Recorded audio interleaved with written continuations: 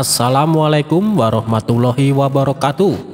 Apa kabar sahabat Al-Fatah yang dimuliakan Allah? Semoga kita dalam keadaan sehat, dilimpahkan rezekinya dan diberikan keberkahan dunia dan akhirat. Amin ya robbal alamin.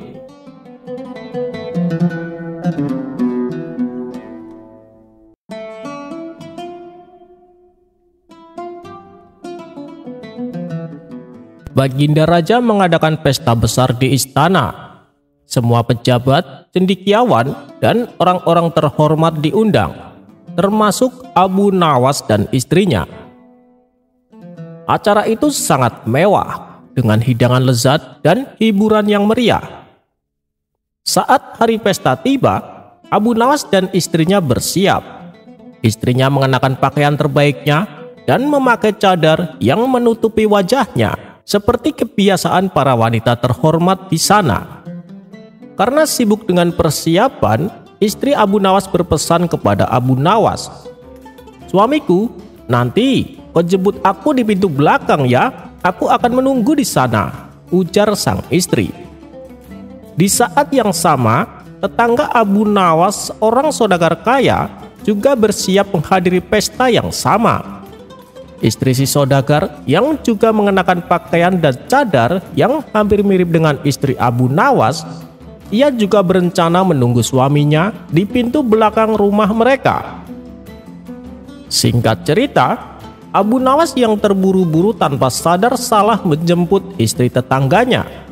Ia mengira wanita bercadar itu adalah istrinya. "Ayo cepat istriku, kita sudah terlambat," ajak Abu Nawas sambil menggandeng tangan wanita itu.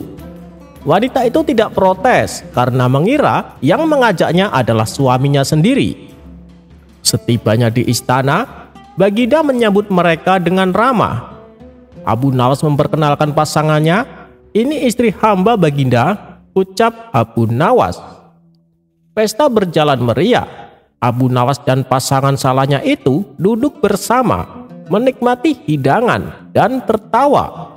Wanita itu tidak menyadari bahwa ia bersama Abu Nawas, bukan suaminya, karena Abu Nawas juga mengenakan pakaian formal dan wibawa.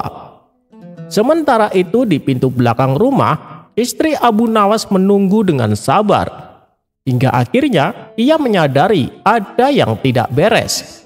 Mendadak suasana menjadi heboh. Saudagar kaya datang ke istana sendirian dengan wajah panik. "Ampun Baginda, maafkan hamba kehilangan istri hamba. Ia tidak ada di rumah," ucap si saudagar. Seketika semua mata tertuju pada Abu Nawas dan wanita yang bersamanya. Baginda Raja memandang Abu Nawas dengan heran. "Wahai Abu Nawas, bukankah itu istrimu?" tanya Baginda. "Benar Baginda, ini istri hamba," jawab Abu Nawas dengan tenang. Si saudagar itu mendekat. Ia menatap wanita itu dan Abu Nawas dengan curiga. "Bukan, itu istri hamba. Aku mengenal pakaiannya. Cepat, buka cadarmu," perintah si saudagar. Wanita itu yang sudah menyadari kekeliruan ini menjadi sangat malu. Ia kemudian membuka cadarnya dan ternyata memang benar ia adalah istri si saudagar kaya. Abu Nawas, Baginda, dan semua tamu terkejut. Si saudagar itu murka. "Hei Abu Nawas, kau sudah membawa kabur istriku. Ini penghinaan namanya," teriak si saudagar itu. Abu Nawas dengan wajah tenang dengan senyum khasnya berdiri. "Ampun Tuan saudagar, hamba tidak membawa kabur istrimu. Istrimu datang bersamaku, itu benar. Tapi ini bukan salahku," jawab si Abu Nawas. "Bagaimana bisa bukan salahmu?" bentak si saudagar itu tidak terima. Abu Nawas menunjuk ke arah Baginda. "Baginda, apakah Baginda setuju bahwa cinta sejati itu buta?" tanya Abu Nawas. Baginda Raja tertawa kecil. "Tentu saja Abu Nawas, cinta sejati itu memang buta," jawab Baginda Raja. "Nah, jika cinta sejati itu buta," kata Abu Nawas, "maka wajar saja hamba tidak bisa melihat perbedaan antara istri hamba dan istrimu. Bukankah kita semua mencintai istri kita karena apa adanya, bukan karena penampilan luarnya saja?" Pakaian dan cadar mereka hampir sama, jadi wajar saja kalau aku salah, bantah Abu Nawas.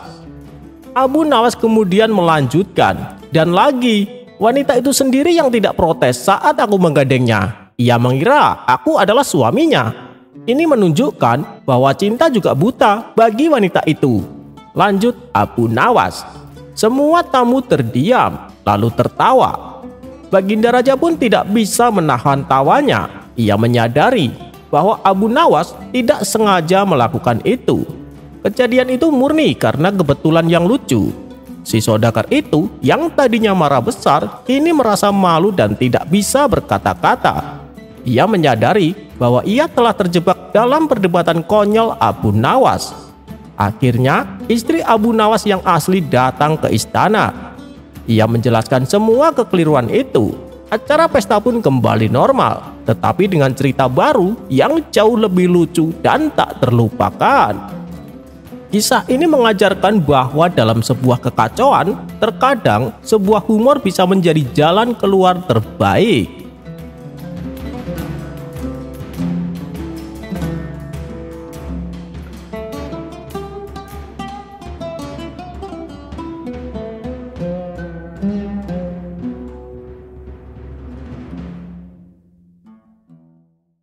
Sebuah pelajaran atau ilmu tidak menutup kemungkinan bisa kita peroleh dari siapa saja dan di mana saja.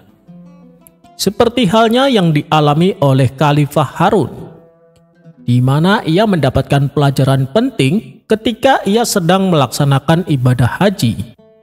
Karena beliau adalah seorang raja, tentunya mendapat pengawalan ketat dan pelayanan yang eksklusif. Saat baginda raja melakukan ibadah haji, orang lain dilarang membaur bersamanya agar ibadahnya tidak terganggu. Akan tetapi, baginda raja sempat dibuat gemas oleh seorang pemuda kampung yang secara tiba-tiba selalu menyalipnya. Pemuda berpenampilan sederhana dan lebih mirip budak selalu mendahului baginda raja, padahal sebelumnya sudah dicegah oleh pengawalnya. Pengawal itu mengatakan kepada si pemuda agar jangan masuk ke Ka'bah dan tawaf sebelum baginda raja selesai melaksanakannya. Tak terima dirinya dihalangi, si pemuda menimpali larangan tersebut dengan menukil penggalan surat Al-Quran. Sungguh orang-orang kafir dan yang menghalangi manusia dari jalan Allah dan dari Masjidil Haram yang telah kami jadikan terbuka untuk semua manusia, baik yang bermukim di sana maupun yang datang dari luar. Dan siapa saja yang bermaksud melakukan kejahatan secara zolim di dalamnya, niscaya akan kami rasakan kepadanya siksa yang pedih. Quran Surat Al-Hajj ayat 25. Rupanya, percakapan si pemuda dengan para pengawal terdengar oleh baginda raja. Baginda raja lalu menyuruh pengawalnya untuk membiarkan si pemuda melakukan ibadah haji bersamanya. Kemudian baginda raja menuju Hajar Aswad untuk menciumnya. Namun tiba-tiba si pemuda mendahuluinya. Dan ketika baginda raja hendak menuju Hijr Ismail untuk sholat, si pemuda juga mendahulunya lagi. Semua ibadah yang dilakukan baginda raja selalu didahului oleh pemuda tersebut. Setelah baginda raja selesai melakukan sholat, ia penasaran siapa sebenarnya pemuda itu. Kemudian baginda raja perintahkan pengawalnya untuk memanggil si pemuda. Akan tetapi ketika pengawalnya mendatangi si pemuda, ia justru tidak mau memenuhi panggilan baginda raja. "Aku tidak mau ke sana. Siapa yang membutuhkan suatu keperluan, harusnya ia yang datang menghadap ke sini," kata si pemuda. Para pengawal lalu memberitahu kepada baginda atas penolakan si pemuda. Terpaksa baginda raja mengalah. Ia pun mendatanginya. Setelah memberi salam, baginda raja berkata kepada si pemuda, "Wahai anak muda, duduklah di sini atas perintahku." Si pemuda membalas, "Tempat ini bukan tempatku, bukan pula tempatmu. Begitu pula dengan tanah haram ini. Kita semua adalah sama. Terserah kamu. Jika mau duduk, duduklah. Jika tidak, pulanglah sana." Baginda raja sempat kaget dengan perkataan si pemuda. Baiklah, begini, saya hendak menanyakan perihal kefarduan kepadamu. Jika kamu bisa menjawab, maka kamu adalah orang yang hebat. Namun jika tidak, kamu adalah orang yang lemah akan pengetahuan, ucap Baginda Raja. Pertanyaan seputar pengetahuan atau sekedar menguji? Tanya si pemuda. Tidak, ini pertanyaan yang mudah, seputar pengetahuan, jawab Baginda Raja.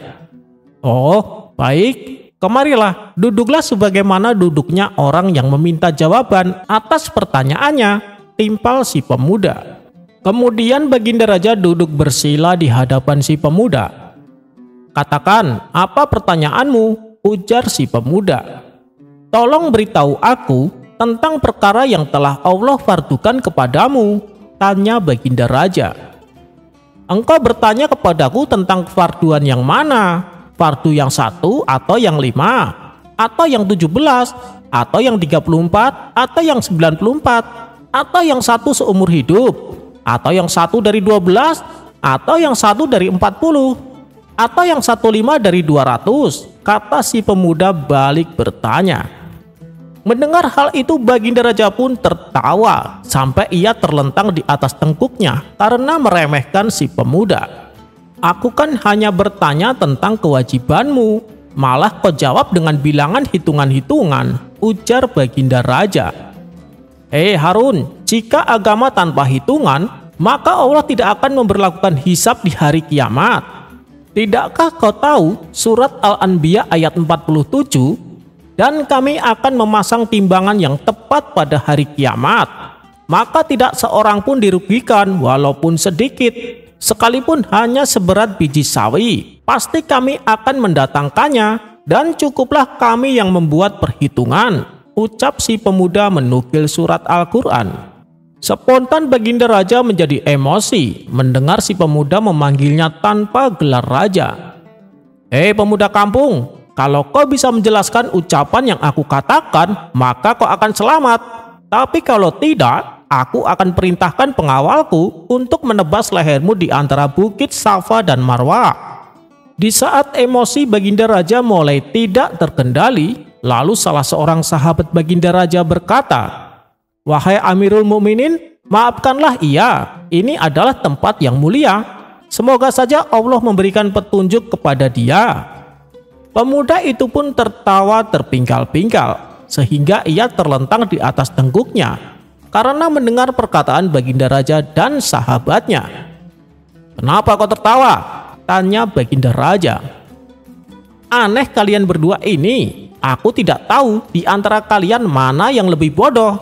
Yang satu ingin menunda ajal yang sudah datang, dan yang satunya lagi ingin mempercepat ajal yang belum datang," jawab si pemuda. Baginda Raja hanya bisa terdiam dan mencoba menahan emosinya.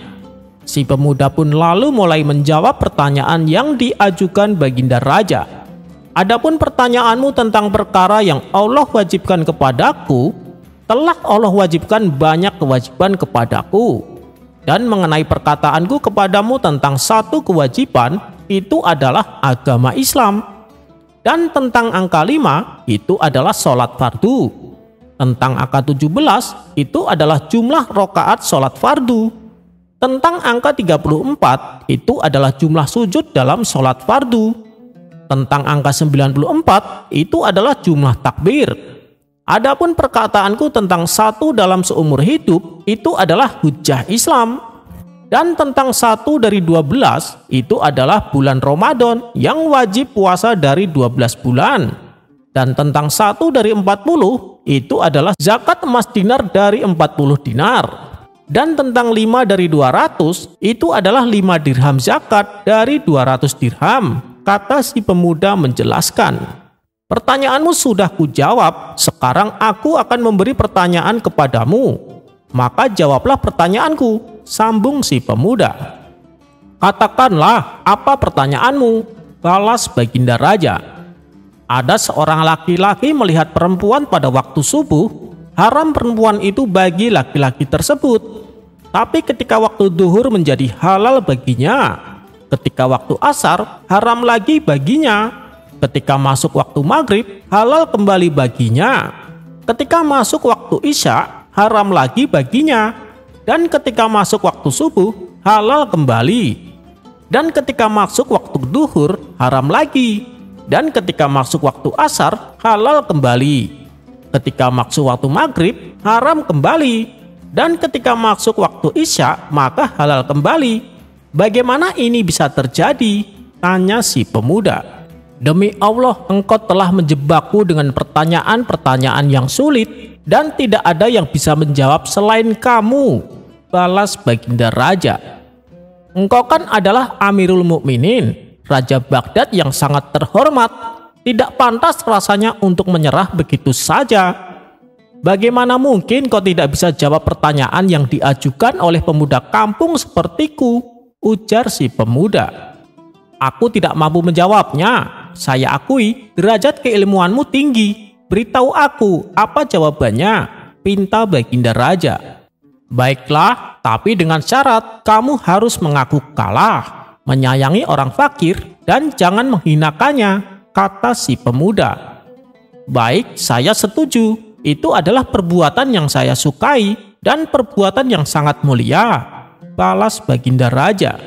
Begini jawabannya. Laki-laki itu melihat wanita sebagai budak waktu subuh, maka haram baginya. Ketika masuk waktu duhur, ia membeli perempuan itu, maka halal baginya. Ketika waktu asar ia memerdekakannya, maka haram lagi baginya. Ketika waktu maghrib ia menikahinya, maka halal lagi baginya. Ketika waktu Isya ia menceraikan istrinya, maka haram lagi baginya. Ketika waktu subuh ia rujuk dengan istrinya tersebut, maka halal lagi baginya. Ketika waktu duhur ia mentalak zihar istrinya, maka haram baginya. Ketika waktu asar ia bayar kafarat zihar, maka istrinya kembali halal. Ketika waktu maghrib laki-laki tersebut murtad, maka haram lagi istrinya. Ketika waktu Isya laki-laki itu bertobat dan kembali memeluk agama Islam, maka halal lagi istrinya, tutur si pemuda menjelaskan. Baginda raja pun merasa senang mendapatkan jawaban tersebut dan memerintahkan kepada pengawalnya untuk memberikan 1000 dirham kepada si pemuda. Akan tetapi ketika pengawal hendak memberikan uang tersebut, si pemuda menolaknya. Aku tidak memerlukan uang itu, kembalikanlah kepada pemiliknya, kata si pemuda. Mendapat penolakan tersebut, baginda raja menawari si pemuda dengan hadiah yang lain. Bagaimana kalau aku mencukupi kebutuhanmu seumur hidup? Kata raja menawarkan. Apa pemberianmu yang mencukupiku? Tanya si pemuda. Jika kamu punya hutang, maka aku akan membayarnya, jawab baginda raja. Tidak, aku tidak mau, tegas si pemuda. Ia pun pergi berlalu meninggalkan baginda raja. Setelah peristiwa itu, baginda raja perintahkan para pejabat istana untuk mencari tahu siapa sebenarnya pemuda tersebut. Baginda juga minta bantuan para sahabatnya, termasuk para penguasa negeri lain, untuk membantu dirinya. Beberapa hari kemudian, akhirnya baginda raja mendapatkan informasi tentang si pemuda. Ternyata si pemuda adalah Sayyid Musa Ar-Ridho bin Ja'far Al-Shodiq bin Muhammad Al-Bakir bin Husaid bin Ali bin Abi Thalib yang menikah dengan Siti Fatimah, anak Nabi Muhammad Sallallahu Alaihi Wasallam, yang berarti dia adalah seorang habaib. Dan Sayyid Musa ini sering menyamar dan berpakaian seperti pemuda kampung. Itu dikarenakan sifat zuhud dan waronya kepada dunia. Mengetahui hal itu, baginda raja pun terkejut. Ia segera mendatangi kediaman Sayyid Musa untuk minta maaf dan meminta nasihat.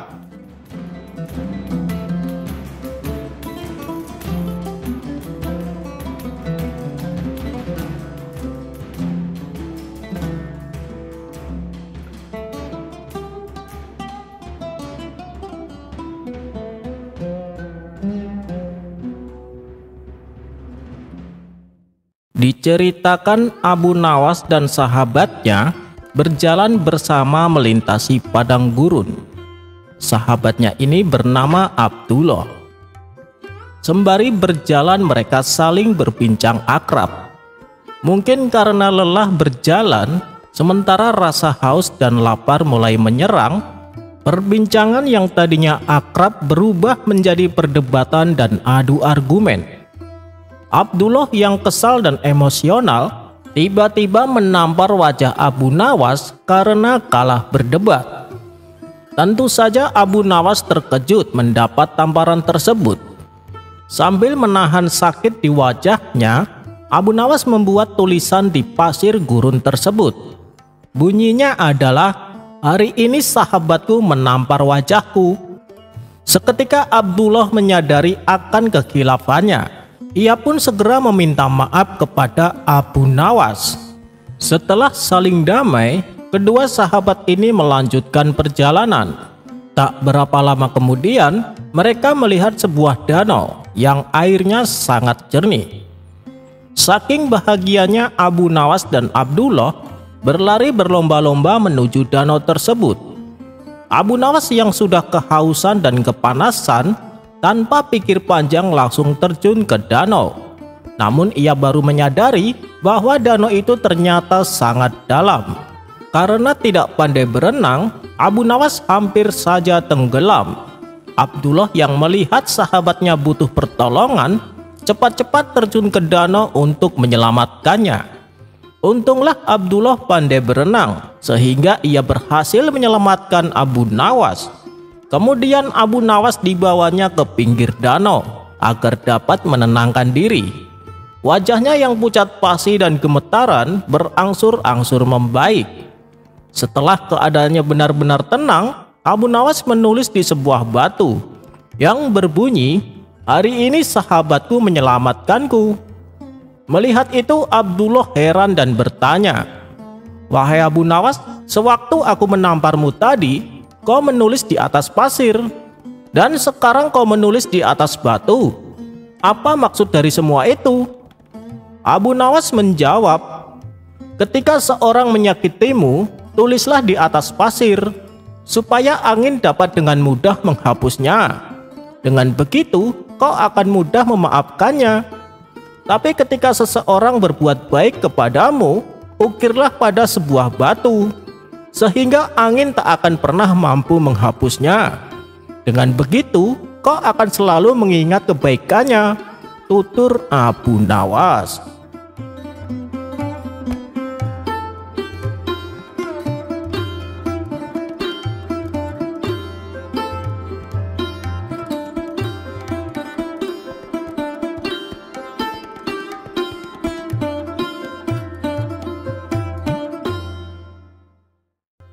Diceritakan Baginda Raja sedang mencari cara agar dapat mengalahkan Abu Nawas. Kali ini Baginda Raja benar-benar ingin menghukum Abu Nawas, karena memang akhir-akhir ini Abu Nawas sering membuat malu Baginda Raja, bahkan di hadapan rakyatnya sendiri. Siasat apa ya supaya Abu Nawas bisa terjebak? Pikir Baginda Raja dalam hati. Untuk beberapa lama Baginda Raja masih belum menemukan caranya. Akhirnya ia pun terpaksa meminta bantuan dari para menteri-menterinya. Tapi dari sekian banyak usulan para menterinya, tidak ada satupun yang menurut Baginda Raja berbobot. Tipuan yang kalian usulkan sangat mudah dipecahkan. Jangankan Abu Nawas, saya sendiri bisa dengan mudah menebaknya, ujar Baginda Raja merasa tak puas. Tiba-tiba penasehat kerajaan berkata, "Ampun Paduka yang mulia, bukankah Paduka mempunyai batu lumpang yang retak? Suruh saja Abu Nawas menjahitnya." Mendengar itu Baginda Raja langsung kegirangan. "Usulanmu bagus juga, saya setuju dengan ide kamu. Cepat panggil Abu Nawas kemari," titah Baginda Raja. Singkat cerita, datanglah Abu Nawas menghadap Baginda Raja. "Ampun beribu, ampun Paduka yang mulia, ada gerangan apa Paduka memanggil hamba?" tanya Abu Nawas. "Begini Abu Nawas, saya ada tugas baru untuk kamu," jawab Baginda Raja. "Kalau boleh tahu tugas apakah itu, wahai Paduka yang mulia?" tanya Abu Nawas kembali. "Begini, saya punya lumpang yang terbuat dari batu. Tapi sayang, lumpang tersebut kini retak dan terbelah jadi dua. Saya ingin kamu menjahit batu lumpang itu agar menyatu kembali, tutur Baginda Raja. Tubuh Abu Nawas mendadak berkeringat mendengar perintah tersebut. Wajahnya langsung berubah menjadi pucat. Jebakan apa lagi ini? Mana ada batu bisa dijahit? Gerutu Abu Nawas dalam hati. Wahai Abu Nawas, kenapa kamu malah bengong? Saya kasih waktu sehari. Kalau kamu tidak bisa, kamu akan mendapat hukuman, gertak Baginda Raja. Sekarang kamu pulang dan bawa batu lumpang yang retak ini, titah Baginda Raja. Setelah itu, Abu Nawas pun pamit untuk kembali ke rumahnya. Setibanya di rumah, Abu Nawas langsung pergi mengumpulkan batu-batu kecil yang serupa dengan batu lumpang tersebut. Dan keesokan harinya, Abu Nawas pergi menuju istana dengan membawa batu-batu kecil dan lumpang batu milik Baginda Raja. Setelah sampai di kerajaan, Baginda Raja langsung bertanya, "Wahai Abu Nawas, apakah lumpang batunya sudah dijahit?" "Mohon ampun Paduka yang mulia, saya sudah mengumpulkan batu-batu kecil yang sama persis jenisnya dengan lumpang batu milik Paduka. Dan saya minta tolong kepada Paduka untuk memilih serat dari batu-batu kecil yang saya kumpulkan. Setelah itu saya akan menjahit batu lumpang milik Baginda," jawab Abu Nawas. "Apa-apaan ini?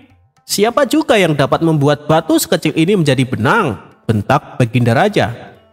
"Ampun Paduka, tapi lumpang batu milik Paduka tidak bisa dijahit dengan benang biasa. Lumpang batu itu harus dijahit dengan benang-benang yang terbuat dari batu," ujar Abu Nawas. Mendengar penjelasan Abu Nawas, Baginda Raja pun tak bisa berbuat apa-apa. "Kamu memang cerdik Abu Nawas," batin Baginda Raja dalam hati. Dengan terpaksa, Baginda Raja kembali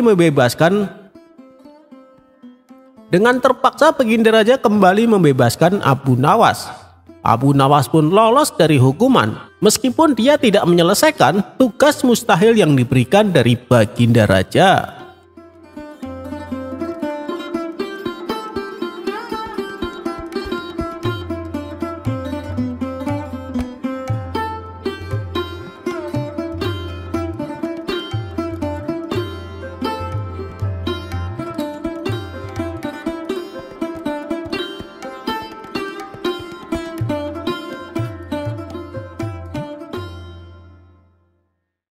Dikisahkan Baginda Raja mengadakan suatu pertemuan di istana. Dalam pertemuan tersebut, dia mengundang tokoh-tokoh penting. Di antaranya adalah para sastrawan, para penyair, dan beberapa tokoh penting lainnya. Tak lupa Abu Nawas juga turut serta diundang. Ketika pertemuan dimulai, Baginda Raja meminta setiap tamu untuk menyajikan puisi atau cerita pendek yang menghibur.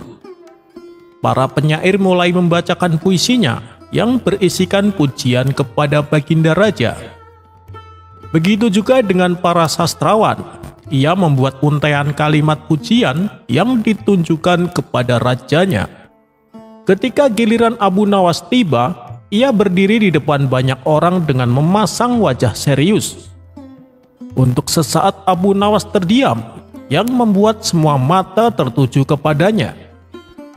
Tidak seperti tamu-tamu undangan lainnya yang membacakan sebuah syair pujian, Abu Nawas justru bercerita tentang kucing dan tikus. Suatu hari, seekor kucing mengejar tikus di sekitar istana Paduka yang megah. Tikus itu lari ke sana kemari, dan akhirnya masuk ke ruangan Paduka, di mana di tempat itu terdapat harta karun yang tersembunyi. Kucing itu lalu mengikuti tikus tersebut. Ia pun menemukan harta karun yang luar biasa. Baru beberapa kalimat diucapkan, Abu Nawas sengaja kembali terdiam. Hal ini membuat orang-orang yang hadir jadi penasaran dengan kelanjutannya, termasuk Baginda Raja sendiri. "Lalu apa yang terjadi selanjutnya?" tanya Baginda Raja. "Sayang sekali, kucing itu terlalu sibuk dengan harta karun, sehingga ia lupa bagaimana cara keluar dari ruangan itu. Kucing itu akhirnya ditangkap oleh penjaga istana dan dimasukkan ke dalam kurungan. Untuk kedepannya, sebaiknya Baginda Raja perlu berhati-hati ketika akan memelihara kucing, kata Abu Nawas melanjutkan. Setelah mendengar cerita pendek tersebut, Baginda Raja bertepuk tangan dan memberi Abu Nawas sebuah hadiah. Kemudian ia pun dipersilakan untuk pulang. Ketika Abu Nawas telah meninggalkan istana, para penyair dan sastrawan heran dengan sikap Baginda Raja. Ampun Paduka yang mulia, saya kira cerita yang dibawakan Abu Nawas tidak ada istimewanya sama sekali. Tapi kenapa Paduka memberinya hadiah? Tanya salah satu dari mereka. Baginda Raja kemudian menjelaskan, di balik ceritanya yang sederhana mengandung nasihat sekaligus berupa pujian. Kucing yang dimaksud Abu Nawas ibarat seorang menteri, yang mana menteri tersebut awalnya ingin menangkap para pejabat yang korupsi. Tapi begitu kucing diajak masuk ke dalam gudang yang penuh harta, ia jadi lupa dengan niat menangkap tikus. Ia terlena dan terjebak oleh harta yang berlimpah, yang pada akhirnya ia sendiri yang tertangkap karena ketahuan korupsi. Dalam cerita tersebut, Abu Nawas memuji atas tindakan sikap yang saya lakukan. Memang belakangan ini beberapa menteri telah saya jatuhi hukuman lantaran ketahuan korupsi. Di akhir ceritanya, Abu Nawas juga sempat menasehati agar lebih berhati-hati ketika saya mengangkat menteri yang baru.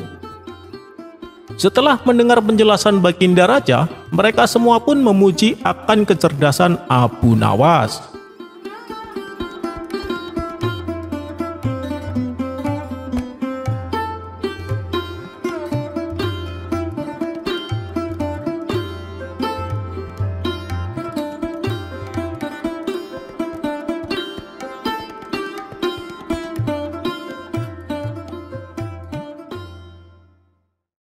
Dikisahkan suatu hari Abu Jahil dan kawannya kedapatan mabok minuman keras di pinggir jalan.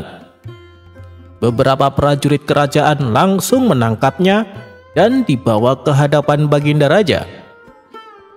Abu Nawas yang kebetulan melintas di tempat itu juga ikut ditangkap oleh pengawal kerajaan. Mereka mengira Abu Nawas ikut serta bersama tongkrongan Abu Jahil. "Hei, ada apa ini? Kenapa saya tiba-tiba ditangkap?" protes Abu Nawas. "Pokoknya kamu harus ikut kami. Kalau kamu mau membela diri, silahkan katakan di pengadilan," jawab si pengawal. Singkat cerita, ketiganya pun dibawa ke istana dan dihadapkan kepada Baginda Raja.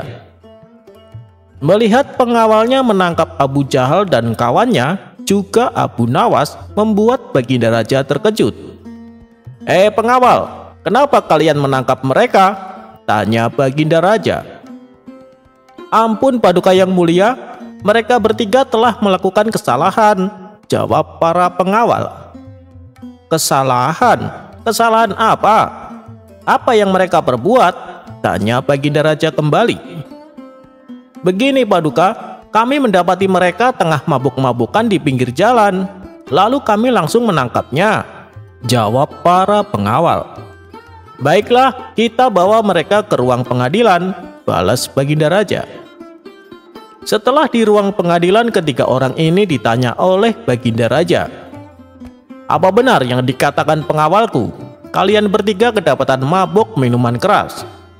Dengan wajah ketakutan, Abu Jahil berkata, "Benar Paduka yang mulia," jawab Abu Jahil. "Kamu juga Abu Nawas, kenapa sih kamu selalu saja bikin masalah?" tanya Baginda Raja. Mendengar itu, Abu Nawas tidak terima dengan tuduhan tersebut. "Ampun Paduka yang mulia, Abu Jahil dan kawannya memang mabuk-mabukan, tapi saya tidak bersama mereka. Waktu itu, saya hanya kebetulan melintas di tempat itu.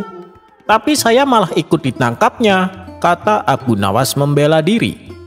Untuk membuktikan ucapan Abu Nawas, Baginda Raja lalu mendekati mereka bertiga. Seketika Baginda Raja mencium bau aroma minuman keras dari mulut Abu Jahal dan kawannya, sedangkan mulut Abu Nawas sama sekali tidak tercium.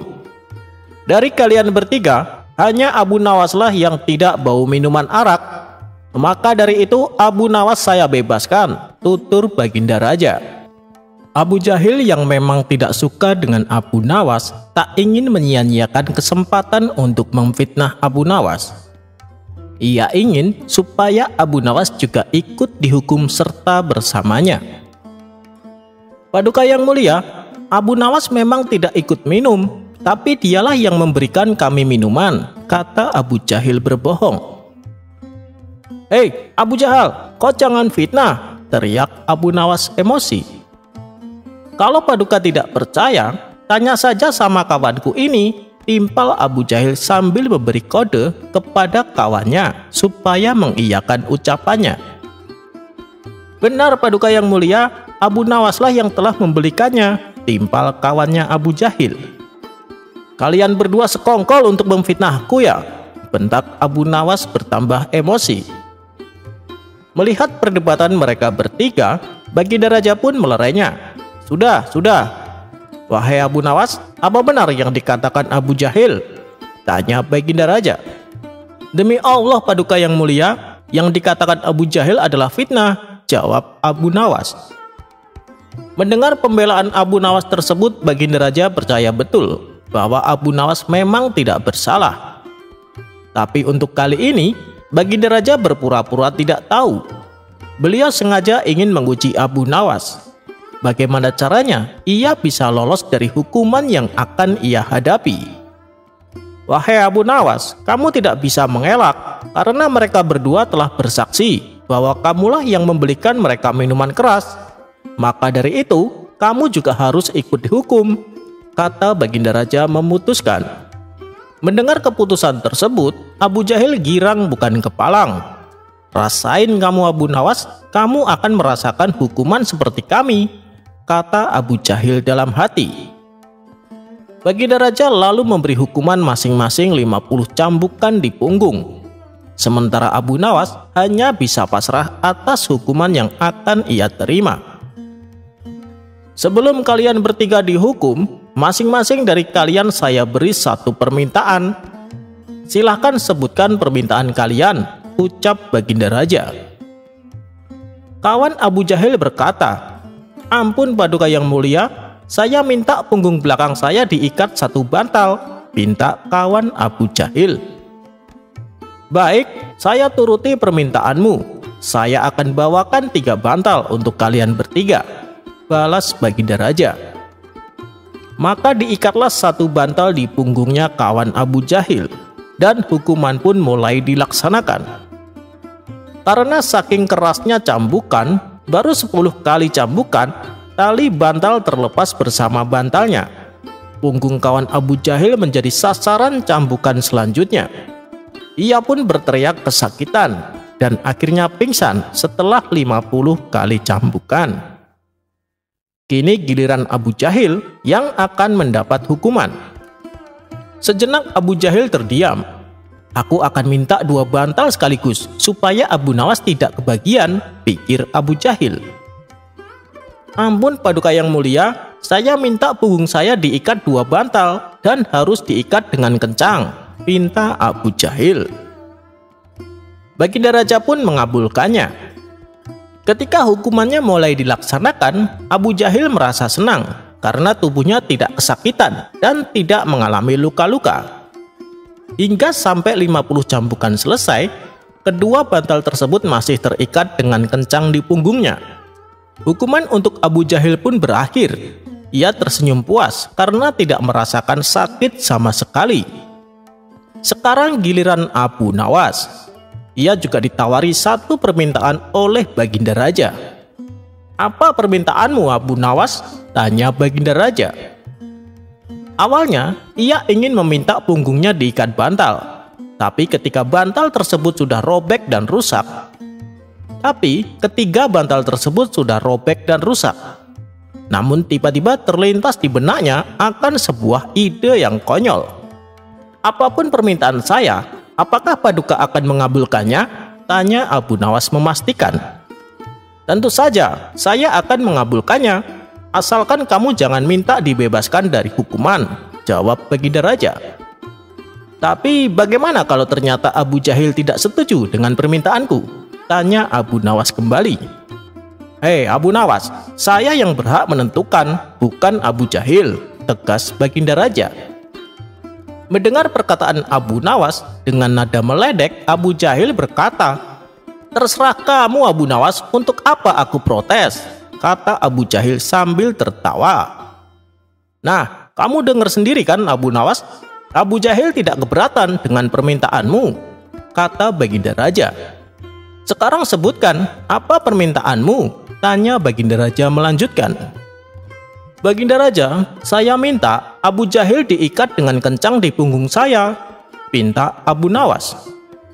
Mendengar itu, Abu Jahil terkejut bukan main. Apa-apaan kau Abu Nawas, saya tidak mau, teriak Abu Jahil yang tiba-tiba emosi. Hei Abu Jahil, sayalah yang berhak menentukan, dan sesuai janji saya, apapun permintaan Abu Nawas akan aku kabulkan, bentak Baginda Raja. Akhirnya, dengan terpaksa, Abu Jahil merelakan tubuhnya diikat di belakang punggung Abu Nawas. Saat hukuman mulai dilaksanakan, dari cambukan pertama sampai cambukan terakhir, Abu Jahil terus berteriak karena kesakitan. Setelah hukuman Abu Nawas berakhir, Abu Jahil terlihat pingsan, dan ketika tali ikatannya dilepas, Abu Jahil pun langsung jatuh tersungkur ke tanah. Sedangkan Abu Nawas masih tetap berdiri. Abu Nawas pun lalu pergi meninggalkan istana dengan wajah cengengesan. Sementara Baginda Raja memuji akan kecerdikan Abu Nawas, sebab Abu Nawas bukan hanya bisa lolos dari hukuman, tapi ia juga bisa membuat Abu Jahil mendapatkan hukuman atas perbuatannya.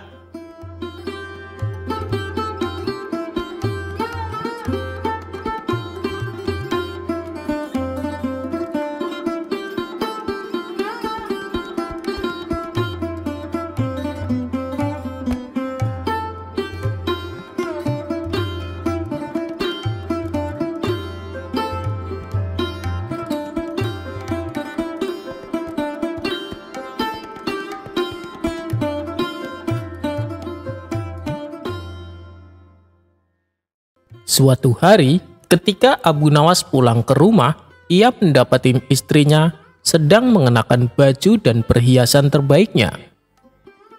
Melihat hal itu, timbul perasaan curiga pada diri Abu Nawas. "Wah, mau kemana kamu?" tanya Abu Nawas. "Apakah engkau lupa? Hari ini ada pesta pernikahan kawanku. Tempo hari kan aku sudah memberitahumu," balas istrinya. "Oh iya ya, aku ingat sekarang. Pergilah, tapi ingat, jangan pulang larut malam," kata Abu Nawas berpesan.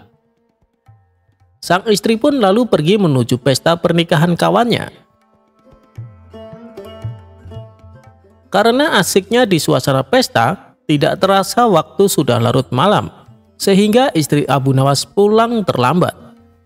Benar saja, ketika dia pulang ke rumah, dia pun mendapati pintu rumahnya tertutup. Lalu dia memanggil Abu Nawas beberapa kali agar membukakan pintunya. Sementara Abu Nawas tidak menjawab dan tidak pula bersuara. Istri Abu Nawas pun berkata dalam hatinya, "Apakah begini cara kau menghukumku Abu Nawas?" Ia kemudian memikirkan suatu rencana dan tipu daya agar Abu Nawas membukakan pintunya.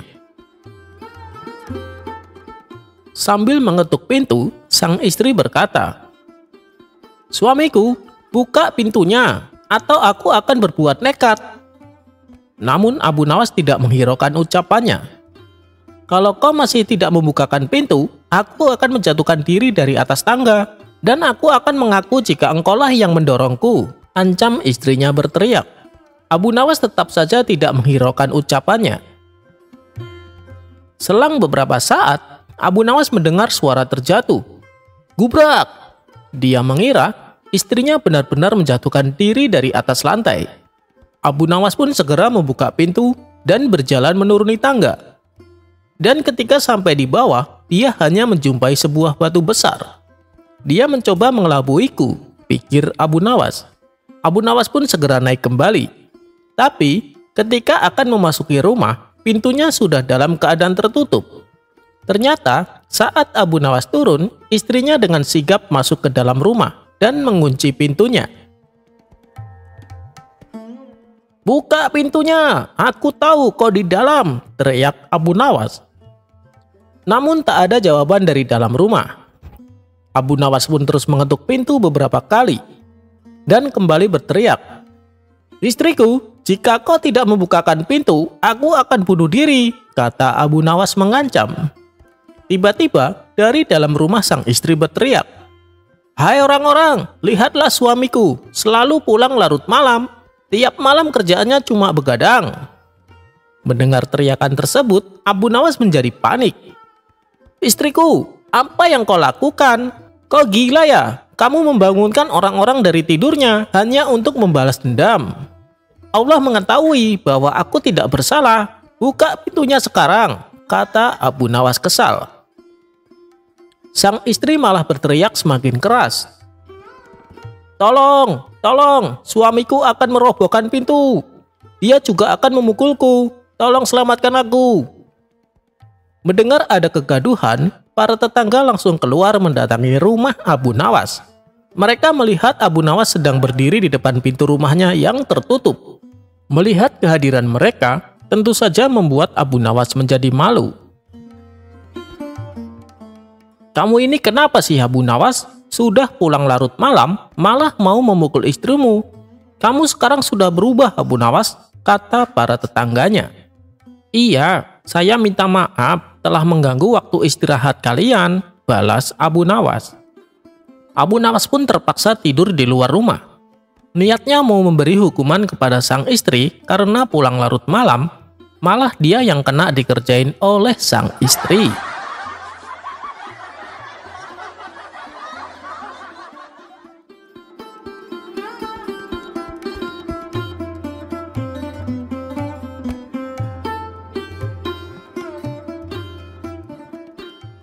Diceritakan, Abu Nawas memiliki hewan peliharaan. Di samping memiliki keledai sebagai tunggangannya, ia juga memelihara seekor kambing yang sangat gemuk dan besar. Tak pernah terlintas di benak Abu Nawas untuk menyembelihnya. Ia lebih menyukai kambingnya sebagai hewan peliharaan.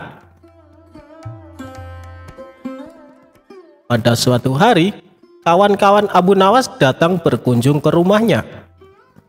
Saat memasuki halaman rumah, mereka melihat kambing peliharaan Abu Nawas yang diikat di samping rumah.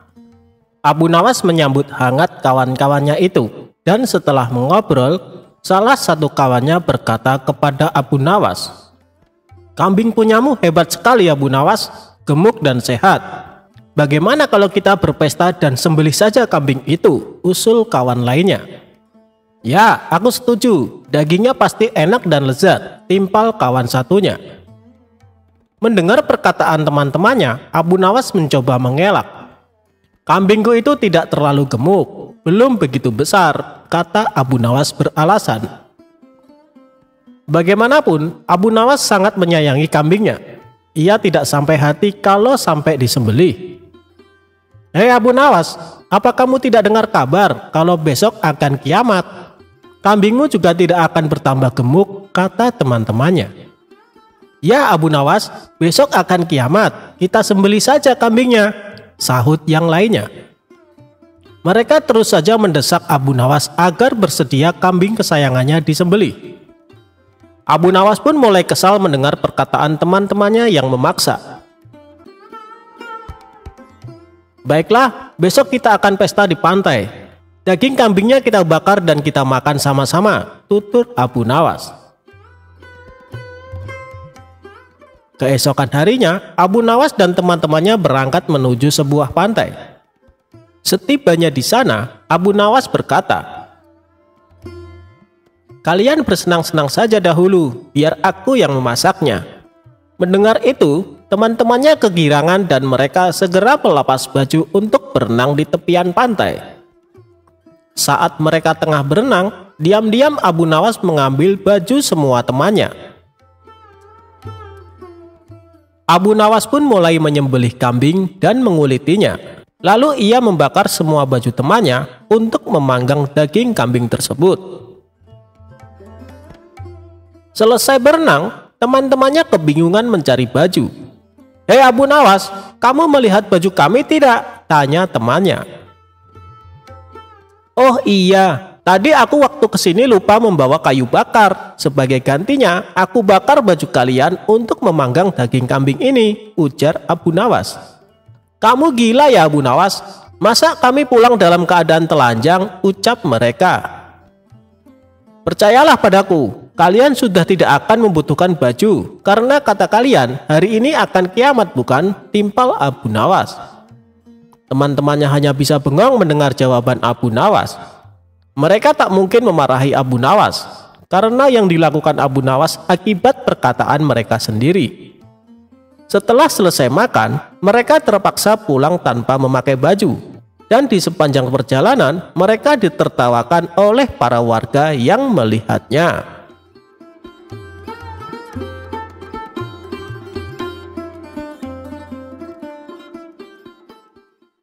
Abu Nawas mencari jarum yang hilang. Alkisah, pada suatu hari, Abu Nawas mencari sesuatu di halaman rumahnya yang penuh dengan pasir. Ternyata Abu Nawas mencari jarum. Tetangganya yang merasa kasihan ikut membantu Abu Nawas mencari jarum tersebut. Tetapi selama 1 jam lebih mereka mencari jarum tersebut tidak juga mereka temukan. Kemudian tetangganya bertanya kepada Abu Nawas, "Wahai Abu Nawas, kira-kira di mana engkau menjatuhkan jarum itu?" tanya tetangga itu.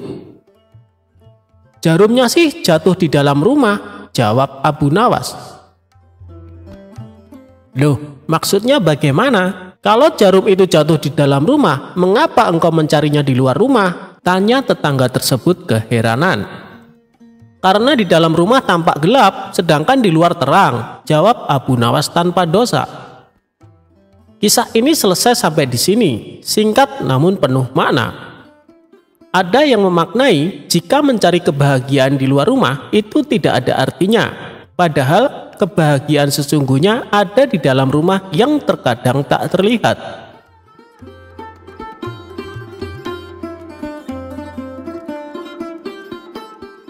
Hidup bertetangga kadang ada yang suka dan ada yang kurang suka dengan kita. Itulah yang dialami Abu Nawas. Meskipun dikenal suka menolong, ada saja orang yang tidak suka dengan sosok cerdas dan humoris ini. Sebut saja namanya Abu Jahal. Entah kenapa dia sangat membenci Abu Nawas. Abu Jahal selalu mencari celah untuk memfitnah Abu Nawas, akan tetapi usahanya selalu gagal. Tentu saja hal ini membuat Abu Jahal makin benci kepada Abu Nawas.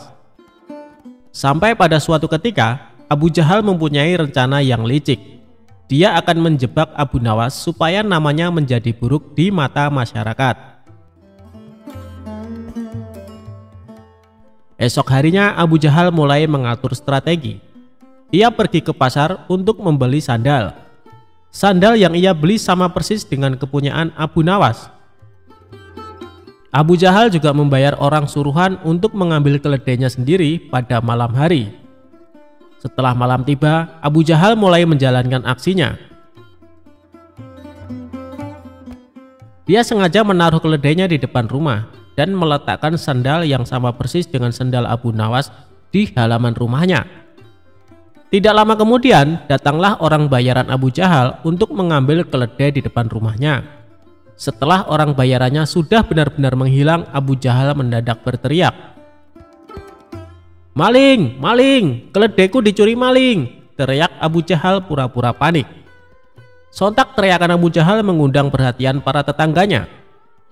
Mereka lalu berduyun-duyun mendatangi rumah Abu Jahal. "Ada apa Abu Jahal?" tanya salah satu tetangganya. "Keledaiku dicuri maling, tapi malingnya sempat aku pergoki," jawab Abu Jahal. "Kamu berhasil mengenali wajahnya Abu Jahal?" tanya tetangga yang lain. Enggak sih, karena waktu aku mergoki, malingnya langsung panik dan lari terbirit-birit sampai meninggalkan sandalnya, kata Abu Jahal sambil menunjukkan sandal di halamannya. Loh, ini kok seperti sandal Abu Nawas? Tapi masa iya sih Abu Nawas mencuri keledaimu? Ujar tetangganya tidak percaya. Ya, namanya orang lagi kilap, apapun pasti dilakukannya. Apalagi sekarang Abu Nawas sudah lama tidak diberi hadiah baginda raja. Pastinya dia tidak punya uang lagi untuk beli makanan, ucap Abu Jahal memprovokasi. Akibat hasutan Abu Jahal ini, para warga mulai tersulut emosinya. Abu Nawas yang sedang asik tidur di rumahnya langsung dipaksa dan diarak warga menuju istana. Ada apa ini? Apa yang kalian lakukan? Tanya Abu Nawas bingung. Sudah, kamu diam saja, kamu harus mempertanggungjawabkan perbuatanmu, tegas Abu Jahal. Dalam hati, Abu Jahal berkata, kali ini aku berhasil menjebakmu Abu Nawas. Ia pun tersenyum jahat kepada Abu Nawas.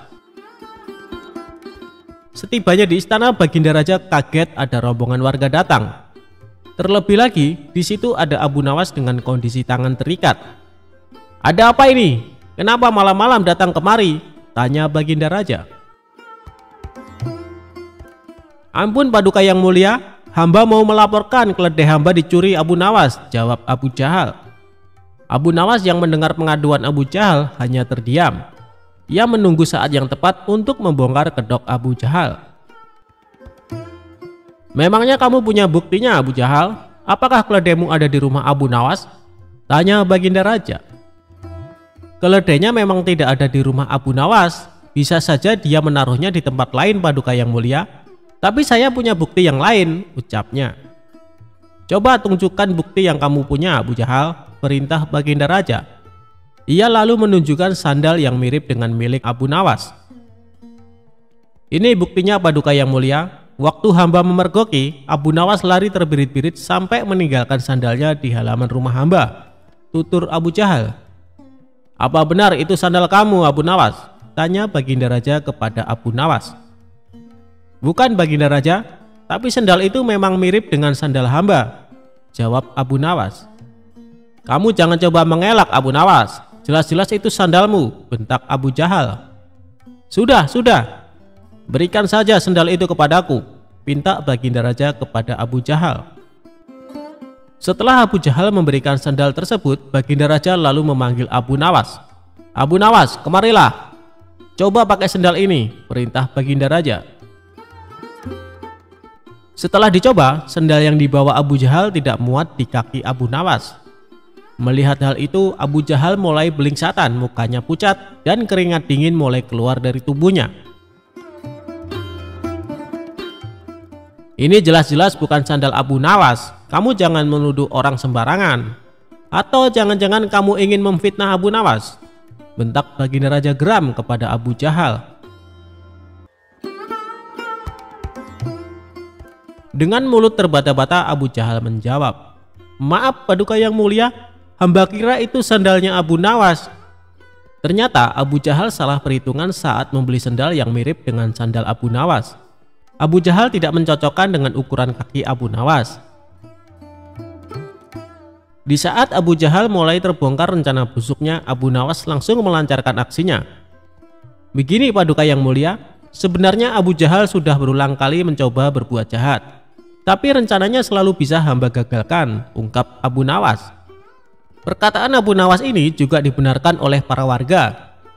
Benar baginda, benar apa yang dikatakan Abu Nawas. Kami sungguh sangat menyesal dan kecewa karena kali ini kami termakan hasutan Abu Jahal. Kami minta maaf Abu Nawas, ucap para warga. Abu Nawas pun memaafkannya karena pada dasarnya mereka hanya termakan hasutan Abu Jahal. Sementara Abu Jahal langsung dimasukkan ke penjara atas perbuatan yang dilakukan.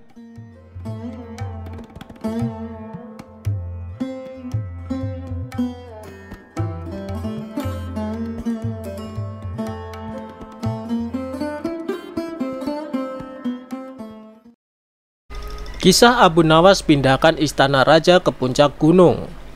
Abu Nawas mendapatkan tugas berat dari Raja Harun ar-Rasyid, yakni disuruh memindahkan istana kerajaan dalam waktu yang sangat singkat. Apalagi sang raja kali ini yakin akan mengalahkan kecerdikan Abu Nawas yang sudah dikenal banyak orang. Panggil ke sini Abu Nawas. Kasih tahu waktu dia 1 bulan untuk memindahkan istana ini ke puncak gunung. Jika tidak berhasil, maka akan aku hukum, ucap Baginda Raja. Prajurit istana yang diutus langsung menuju rumah Abu Nawas dan memberitahu permintaan raja. Tidak perlu menunggu 1 bulan. Hari ini juga istana Baginda Raja akan aku pindahkan, jawab Abu Nawas dengan enteng. Sontak para prajurit kebingungan, bagaimana caranya? Abu Nawas lantas berjalan beriringan dengan prajurit menuju istana Baginda Raja. Singkat cerita, Abu Nawas pun sampai di istana. Apakah semua penghuni sudah siap untuk pemindahan ini, Baginda? Tanya Abu Nawas. Wahai Abu Nawas, kamu bilang kalau bisa dimulai sekarang, kenapa harus menunggu 1 bulan lagi? Jawab Baginda Raja. Abu Nawas menganggukkan kepala. Raja sedikit curiga. Abu Nawas lantas duduk dengan posisi seperti atlet pelari sambil berkata keras. Ayo, siapa yang kuat mengangkat istana ini ke pundakku? Maka akan aku pindahkan ke puncak gunung sekarang juga.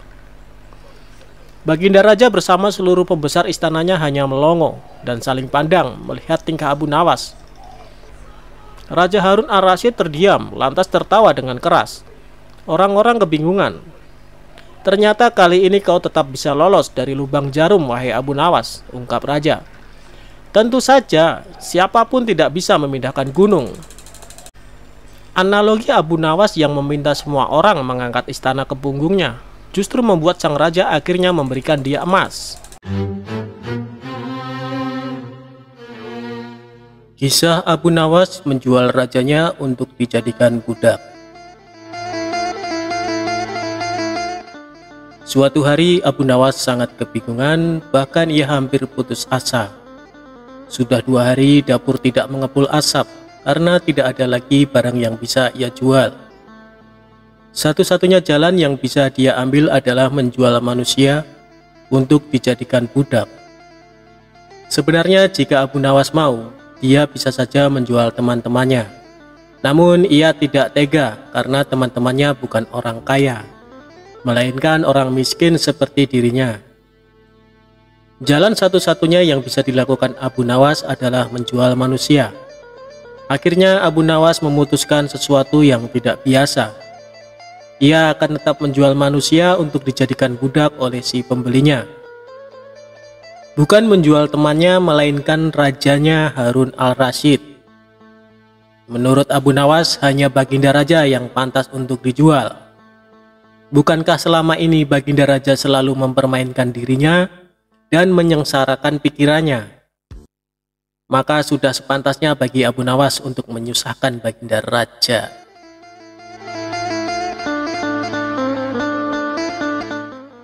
Abu Nawas mencari cara agar bisa menjual Baginda Raja Harun Al-Rasyid. Ia pun mendapat ide dan menjumpai sang raja. Ada sesuatu yang amat menarik yang akan hamba sampaikan hanya kepada Paduka yang mulia, ucap Abu Nawas. Apa itu, wahai Abu Nawas? Tanya Baginda langsung tertarik. Sesuatu yang hamba yakin belum pernah terlintas di dalam benak Paduka yang mulia, kata Abu Nawas meyakinkan. Kalau begitu cepatlah ajak aku ke sana untuk menyaksikannya, kata Baginda Raja tanpa curiga sedikit pun. Tetapi Baginda, kata Abu Nawas sengaja tidak melanjutkan kalimatnya. Tetapi apa? Tanya Baginda tidak sabar. Bila Baginda tidak menyamar sebagai rakyat biasa, maka pasti nanti orang-orang akan banyak yang ikut menyaksikan benda ajaib itu, kata Abu Nawas. Karena memiliki keinginan besar dan rasa penasaran yang begitu besar, Baginda Raja bersedia menyamar jadi rakyat biasa. Melihat penyamaran sang raja berhasil, Abu Nawas dan Baginda Raja berangkat menuju ke sebuah hutan. Setibanya di sana, Abu Nawas mengajak Baginda Raja mendekati sebuah pohon besar dan rindang. Ia pun meminta sang raja untuk menunggu. Sementara itu, ia pergi menjumpai seorang badui yang pekerjaannya menjual budak. Abu Nawas mengajak pedagang budak itu untuk melihat calon budak yang akan dijual kepadanya agak jauh. Abu Nawas enggan menjumpai sang raja dan merasa tidak tega. Sementara itu Abu Nawas beralasan calon budak yang akan dijualnya adalah teman dekatnya sendiri. Setelah pedagang budak itu memperhatikan dari kejauhan, ia merasa cocok. Abu Nawas pun membuatkan surat kuasa yang menyatakan bahwa pedagang budak sekarang mempunyai hak penuh atas diri orang yang sedang duduk di bawah pohon rindang itu. Abu Nawas pergi begitu menerima beberapa keping uang emas dari pedagang budak. Baginda Raja masih menunggu Abu Nawas di bawah pohon rindang tersebut, sampai tibalah pedagang budak menghampiri dirinya. Baginda Raja merasa heran, mengapa Abu Nawas tidak juga muncul, dan mengapa ada orang lain selain dirinya dan Abu Nawas. "Siapa engkau?" tanya Baginda Raja kepada pedagang budak. "Aku adalah tuanmu sekarang," kata pedagang budak itu agak kasar. Tentu saja pedagang budak itu tidak mengenali Baginda Raja Harun al-Rasyid dalam pakaian yang amat sederhana. "Apa maksud perkataanmu tadi?" tanya Baginda Raja dengan wajah merah padam. "Abu Nawas telah menjual engkau kepadaku, dan inilah surat kuasa yang baru dibuatnya," kata pedagang budak dengan kasar. "Abu Nawas menjual diriku kepadamu?" kata Baginda makin murka. "Ya," bentak pedagang budak. "Tahukah engkau siapa aku ini sebenarnya?" tanya Baginda geram. "Tidak, dan itu tidak perlu," kata pedagang budak seenaknya. Lalu ia menyeret budak barunya ke belakang rumah. Sultan Harun al-Rasyid diberi parang dan diperintahkan untuk membelah kayu. Baginda Raja merasa heran dengan semua yang diperintahkan. Ia melihat begitu banyak tumpukan kayu di belakang rumah Badui itu, sehingga memandangnya saja Sultan Harun al-Rasyid sudah merasa ngeri, apalagi harus mengerjakannya. "Ayo kerjakan," perintah si pedagang budak. Meski ia merasa kebingungan dengan semua, Sultan Harun al-Rasyid mencoba untuk melakukan perintah dari tuan barunya. Sultan Harun al-Rasyid secara perlahan memegang kayu dan mencoba membelahnya. Namun si Badui melihat cara Sultan Harun al-Rasyid memegang parang merasa aneh. "Kau ini bagaimana? Bagian parang yang tumpul kau arahkan ke kayu. Sungguh bodoh sekali." Sultan Harun al-Rasyid mencoba membalik parang hingga bagian yang tajam terarah ke kayu. Ia mencoba membelah, namun tetap saja pekerjaannya terasa aneh dan kaku bagi si Badui. "Oh, beginikah derita orang-orang miskin mencari sesuap nasi? Harus bekerja keras lebih dahulu. Wah, lama-lama aku tak tahan juga," gumam Sultan Harun al-Rasyid. Si Badui menatap Sultan Harun al-Rasyid dengan pandangan heran dan lama-lama menjadi marah. Ia merasa rugi barusan membeli budak yang bodoh. "Hei Badui, cukup semua ini, aku tak tahan." "Kurang ajar, kau budakku, harus patuh kepadaku," kata Badui itu sembari memukul sang raja. Tentu saja raja yang tak pernah diperlakukan kasar itu menjerit keras saat dipukul kayu. "Hei Badui, aku adalah rajamu, Sultan Harun al-Rasyid," kata Baginda sambil menunjukkan tanda kerajaannya. Pedagang budak itu kaget dan mulai mengenal Baginda Raja. Ia pun langsung menjatuhkan diri sembari menyembah Baginda Raja. Sang raja mengampuni pedagang budak itu karena ia memang tidak tahu, tetapi kepada Abu Nawas Baginda Raja amat murka dan gemas. Ingin rasanya beliau meremas-remas tubuh Abu Nawas seperti telur. Abu Nawas memenangkan lomba berburu. Suatu hari yang cerah, Baginda Raja dan para pengawalnya meninggalkan istana untuk berburu.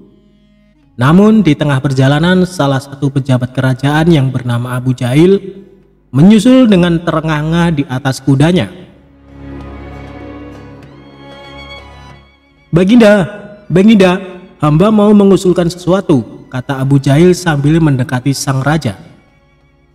"Apa usulmu, wahai Abu Jahil?" tanya Baginda Raja.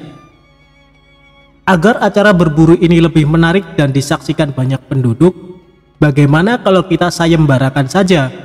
ujar Abu Jahil dengan raut wajah serius. Baginda Raja terdiam sejenak dengan mengangguk-angguk. "Hamba ingin beradu ketangkasan dengan Abu Nawas, dan nanti pemenangnya akan mendapatkan sepundi uang emas. Tapi kalau kalah, Hukumannya adalah dengan memandikan kuda-kuda istana selama 1 bulan, tutur Abu Jahil meyakinkan Baginda Raja. Akhirnya sang raja menyetujui usulan Abu Jahil tersebut. Hitung-hitung sayembara itu akan memberikan hiburan kepadanya, maka dipanggillah Abu Nawas untuk menghadap kepadanya. Abu Nawas pun segera menghadap Baginda Raja. Ia diberi petunjuk panjang lebar oleh Baginda Raja. Pada awalnya, Abu Nawas menolak sayembara tersebut karena ia tahu bahwa semua ini adalah akal licik dari Abu Jahil yang ingin menyingkirkan dari istana. Tapi Baginda Raja memaksa dan Abu Nawas tidak bisa menolaknya. Abu Nawas berpikir sejenak. Ia tahu kalau Abu Jahil sekarang diangkat menjadi pejabat istana. Ia pasti mengerahkan semua anak buahnya untuk menyumbang seekor binatang buruannya di hutan nanti. Namun karena kecerdikannya, Abu Nawas tersenyum riang. Abu Jahil yang melihat perubahan raut muka Abu Nawas menjadi penasaran dibuatnya. Mana mungkin Abu Nawas bisa mengalahkan dirinya kali ini, pikir Abu Jahil dalam hati. Akhirnya, Baginda mengiring mereka ke tengah alun-alun istana. Raja dan seluruh rakyat menunggu siapa yang akan menjadi pemenang dalam lomba berburu. Terompet tanda mulai adu ketangkasan pun telah ditiup. Abu Jahil segera memacu kudanya secepat kilat menuju hutan belantara. Anehnya, Abu Nawas justru sebaliknya. Ia dengan santai menaiki kudanya, sehingga para penonton banyak yang berteriak.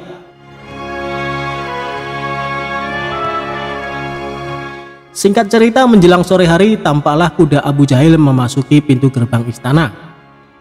Ia pun mendapat sambutan meriah dan tepuk tangan dari rakyat yang menyaksikannya.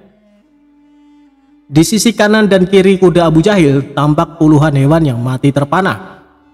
Abu Jahil dengan senyum bangga memperlihatkan semua binatang buruannya di tengah lapangan. Aku, Abu Jahil, berhak memenangkan lomba ini. Lihat, binatang buruanku banyak. Mana mungkin Abu Nawas mengalahkanku? Teriaknya lantang yang membuat para penonton semakin ramai bertepuk tangan. Tidak berapa lama kemudian terdengar suara kaki kuda Abu Nawas. Semua orang menertawakan dan meneriakinya. Karena Abu Nawas tak membawa satupun binatang buruan di kudanya. Tapi Abu Nawas tidak tampak gusar sama sekali. Ia malah tersenyum dan melambaikan tangan. Baginda Raja menyuruh 2 orang pengawalnya maju ke tengah lapangan dan menghitung jumlah binatang buruan yang didapatkan 2 peserta tersebut. Dan kesempatan pertama, para pengawal menghitung jumlah binatang hasil buruan Abu Jahil. 35 ekor kelinci ditambah 5 ekor rusa dan 2 ekor babi hutan, kata salah satu pengawal. Kalau begitu akulah pemenangnya, karena Abu Nawas tak membawa seekor binatang pun, teriak Abu Jahil dengan sombongnya. Tenang, tenang, aku membawa ribuan binatang. Jelaslah aku pemenangnya, dan engkau wahai Abu Jahil, silahkan memandikan kuda-kuda istana menurut aturan lomba. Semua binatang boleh ditangkap, yang penting jumlahnya, kata Abu Nawas sambil membuka bambu kuning yang telah diisi dengan ribuan semut merah. Jumlahnya sangat banyak Baginda, mungkin ribuan. Kami tak sanggup menghitungnya lagi, kata pengawal kerajaan yang menghitung jumlah semut itu. Melihat kenyataan itu, Abu Jahil tiba-tiba saja jatuh pingsan. Dan Baginda Raja tertawa terpingkal-pingkal, serta langsung memberi hadiah kepada Abu Nawas. Kecerdikan dan ketulusan hati pasti bisa mengalahkan kelicikan.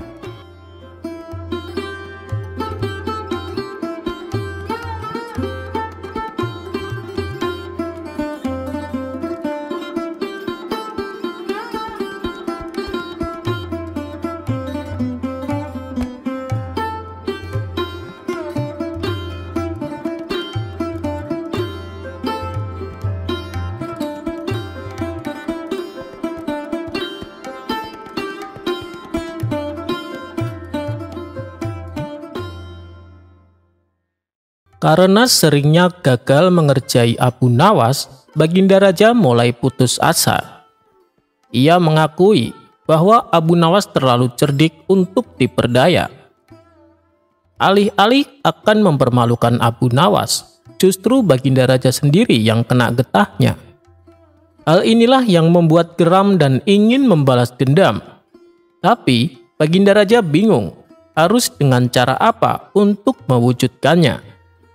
Kemudian Baginda Raja bertanya kepada para menteri istana, "Adakah di antara kalian yang punya cara untuk memperdayai Abu Nawas?" tanya Baginda Raja. Mereka semua terdiam, hanya saling tatap satu sama lain. "Salah satu dari kalian, masa tidak ada yang punya ide?" tanya Baginda Raja memastikan.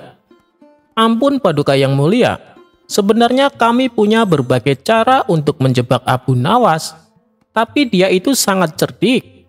Takutnya nanti malah jadi bumerang, sehingga membuat Paduka menanggung malu, dan kami tak ingin itu kembali terulang," jawab salah satu menterinya. Baginda Raja pun memahami kekhawatiran mereka. Namun, tiba-tiba salah satu menteri yang lain mengusulkan suatu cara yang tidak seperti biasanya. "Paduka yang mulia, saya punya sebuah tantangan, tapi bukan jebakan. Barangkali Paduka berkenan." Mendengar hal itu, Baginda Raja merasa ragu. "Apa kamu yakin tantanganmu bisa mengerjai Abu Nawas?" tanya Baginda Raja. "Ini bukan jebakan Paduka. Jadi, apa yang akan diperbuat Abu Nawas atas dasar kesadaran sendiri," jawab sang menteri. "Oh ya, coba beritahu aku, apa tantanganmu?" pinta Baginda Raja penasaran. "Begini Paduka yang mulia, kita tantang Abu Nawas mengikat sepatu di atas kepalanya, kemudian suruh dia berkeliling kota, tapi syaratnya dia tidak boleh marah dan tidak boleh mengejek orang yang menertawakannya. Apabila berhasil, sebagai imbalannya dia akan menerima hadiah 1.000 dinar, kata sang menteri menjelaskan. "Lalu apa untungnya bagiku? Yang ada saya malah tekor 1.000 dinar, ujar Baginda Raja. "Tentu saja ada untungnya Paduka. Dengan cara seperti itu, Abu Nawas akan dipermalukan dan ditertawakan oleh semua orang. Pasti dia tidak akan kuat menahan emosinya. Manakala semua penduduk kota mengecek dan menertawakannya.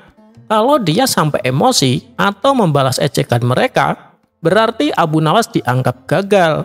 Dan atas kegagalannya, Paduka tak perlu menghukumnya, karena Abu Nawas sudah dipermalukan dan ditertawakan oleh orang-orang. Abu Nawas hanya tak berhak mendapatkan hadiahnya," kata sang menteri memberitahu. Saya sangat setuju dengan caramu.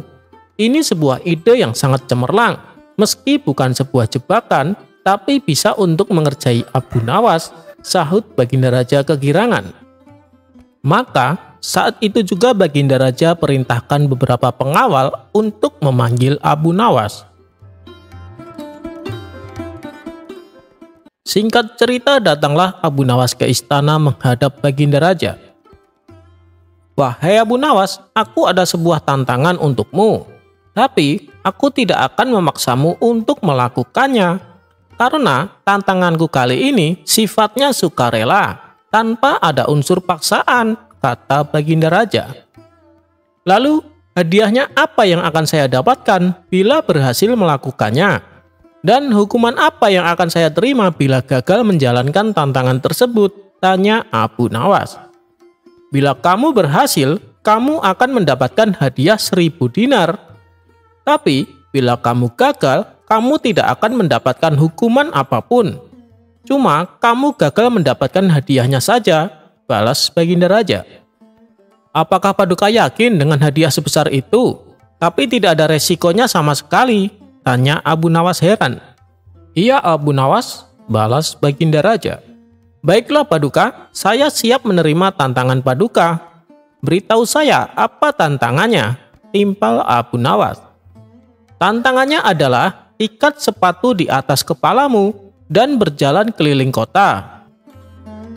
Tapi ada syaratnya, kamu tidak boleh marah dan tidak boleh mengejek orang," kata Baginda Raja memberitahu. Mendengar tantangan tersebut, sejenak Abu Nawas terdiam.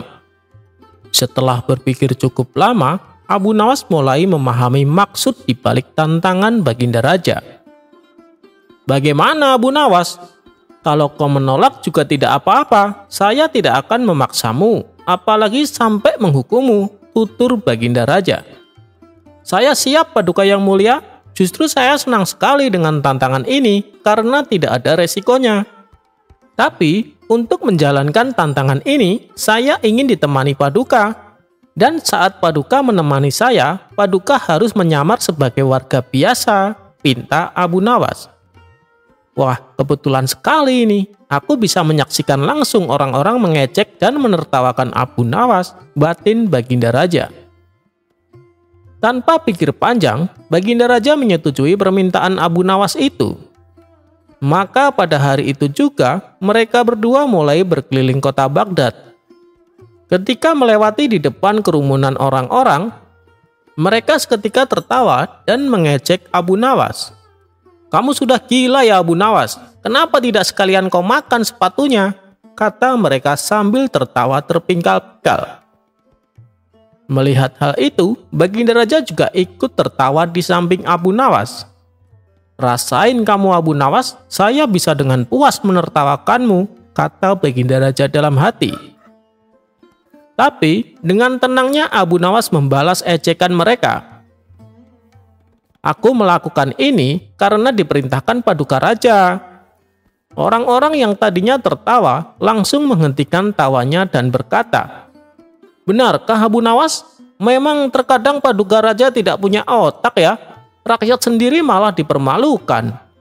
Mereka tidak mengetahui bahwa orang yang di samping Abu Nawas adalah Baginda Raja yang sedang menyamar.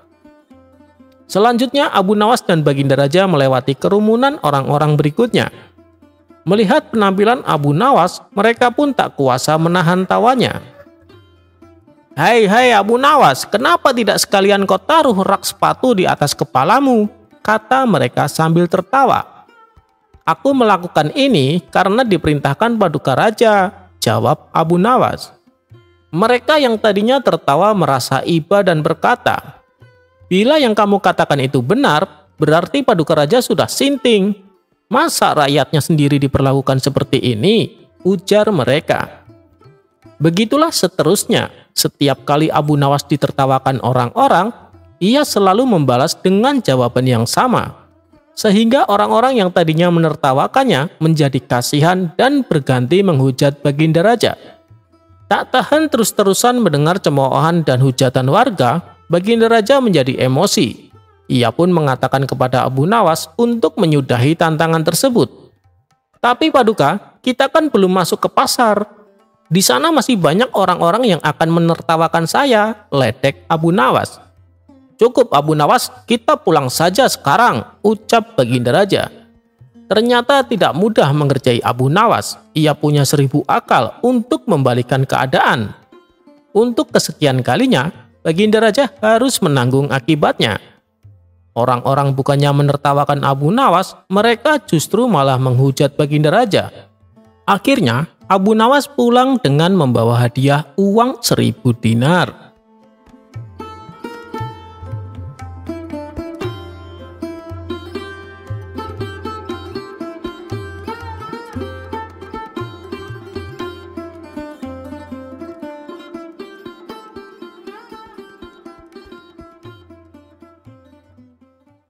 Pada suatu hari, Baginda Raja menyuruh beberapa pengawal untuk memanggil Abu Nawas datang ke istana. Dengan sigap, para pengawal langsung melaksanakan tugas yang diperintahkan Baginda Raja. "Tuan Abu, Anda diminta datang ke istana sekarang juga," perintah para pengawal istana. Abu Nawas yang sedang duduk santai merasa sedikit terganggu dengan perintah tersebut. "Apakah tidak bisa menunggu besok saja? Aku sedang malas keluar," tukas Abu Nawas. "Ini titah Paduka Raja, Tuan. Tuan Abu harus mematuhinya," balas si pengawal. Maka dengan berat hati Abu Nawas memenuhi panggilan raja untuk datang ke istana. Singkat cerita, datanglah Abu Nawas dan menghampiri Baginda Raja yang tengah duduk di singgasananya. Ampun Paduka yang mulia, ada gerangan apa Paduka memanggil hamba? Tanya Abu Nawas. Begini Abu Nawas, aku akan mengajakmu jalan-jalan keluar istana. Aku ingin mengetahui kondisi rakyatku, jawab Baginda Raja. Oh begitu, hamba siap menemani Paduka, sahut Abu Nawas. Dengan didampingi beberapa pengawal, Baginda Raja dan Abu Nawas berjalan-jalan keliling Baghdad. Di setiap kampung yang mereka lalui membuat Baginda Raja merasa bangga dan puas karena kondisi ekonomi rakyatnya kini bertambah makmur dan sejahtera. Hingga sampailah mereka di sebuah pedesaan yang jauh dari hiruk-pikuk keramaian kota di sana. Baginda Raja mendapati ada seorang anak gembala yang tengah duduk istirahat sambil mengamati domba-domba peliharaannya. Domba-dombanya sehat dan gemuk-gemuk. Anak itu pasti pandai merawatnya, kata Baginda Raja dalam hati.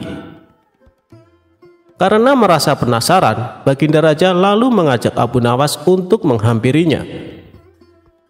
Abu Nawas, coba kau tanya anak itu, bagaimana cara dia merawat domba-dombanya? Bisik Baginda Raja kepada Abu Nawas. Siap Paduka yang mulia, balas Abu Nawas. Maka Abu Nawas pun mulai bertanya kepada si anak gembala. Boleh saya tanya sesuatu? Ucap Abu Nawas. Boleh, silahkan Tuan, jawab si anak. Domba-dombamu sehat dan gemuk, kamu kasih makan apa? Tanya Abu Nawas. Domba yang mana dulu nih, yang hitam atau yang putih? Kata si anak balik bertanya. Domba yang hitam dulu deh, jawab Abu Nawas. Oh, kalau yang hitam, dia makannya rumput basah, balas si anak. Lalu, kalau domba yang putih, kamu kasih makan apa? Tanya Abu Nawas kembali. Yang putih juga sama, dia makannya rumput basah, jawab anak gembala. Abu Nawas hanya geleng-geleng kepala mendengar jawaban tersebut. Kemudian ia bertanya kembali. Domba-domba ini per tahunnya menghasilkan banyak bulu ya? Tanya Abu Nawas.